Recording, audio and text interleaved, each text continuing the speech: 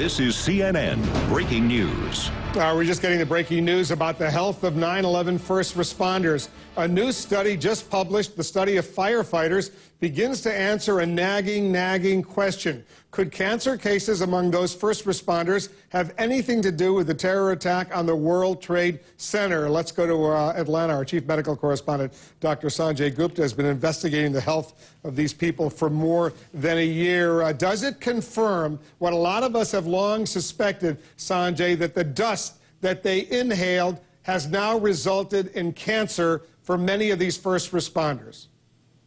According to the lead study author, who happens to be the physician for the New York City Fire Department, the answer to that question is yes.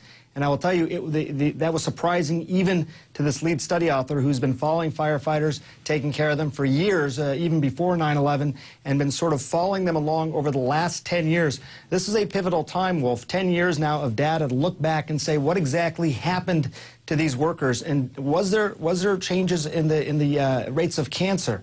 And what he found specifically was that there was a 19% increased risk of cancer among these firefighters, these first responders. And what was interesting, if you dig down into the study, as I did with him, he actually excluded certain cancers that occurred very quickly after 9/11-2001. He thought, could they be related to 9/11? Maybe not, maybe so let's exclude them.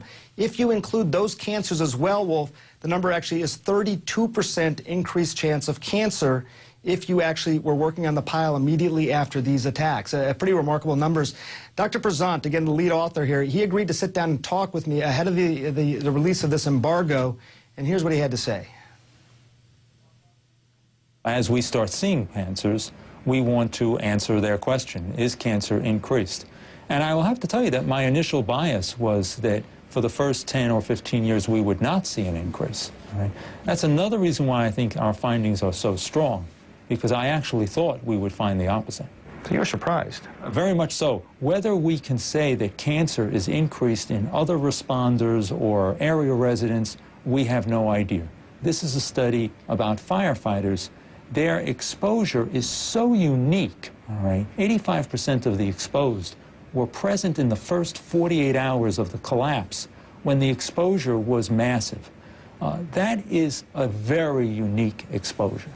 The firefighters watching, they have the lingering question, why did I get this cancer, and was it related to the dust? And you would say what? For most instances, it was World Trade Center related. Pretty remarkable, Wolf, to just hear him say that. Again, a couple caveats. He mentioned this, but the study was of firefighters only, so you be careful not to generalize to the entire lower Manhattan area or other people who were in that area at the time.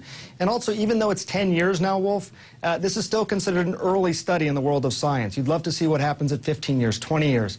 But again, he was surprised by this. He was surprised there was such an uptick in cancers, but that's what the data has shown, Wolf. And I know, Sanjay, you yourself have been studying the contents of this dust that was discovered, that was so obvious during those hours and days and weeks that followed the attack on the World Trade Center. You've got a documentary coming up here on CNN entitled Terror in the Dust. What did you find out specifically about this dust in your own investigation? You know, what we found is that when something like this happens, these towers came crumbling down, that, you know, so many different chemicals were released, and sometimes they combined with each other. So you could have benzene with asbestos, and then a lot of them would just sort of, you know, linger on the dust. So even though the chemicals may have started to, you know, evaporate or go away, if there was some chemical that was still attached to the dust, people could breathe that in, this jagged dust, into their lungs, and that could cause a lot of the respiratory problems, which nobody has denied exists. What I found fascinating was that dust subsequently, even after causing the respiratory problems, could cause inflammation within the body that Dr. Prezant talks about and other doctors do as well, and that inflammation could have been the genesis of some of these cancers to which he is referring. Also, Wolf, what I've also found interesting is that there are some things that are unknowable. In the 48 hours after these attacks, there were gases in the air, gases that were just released, gases that were components of fuel, and they just disappeared. So as much as they collected that dust and examined it, it was just a reflection of what actually came to the ground and was collectible. We will never know. We can't know exactly what was in that air within those first 48 hours that people were breathing in.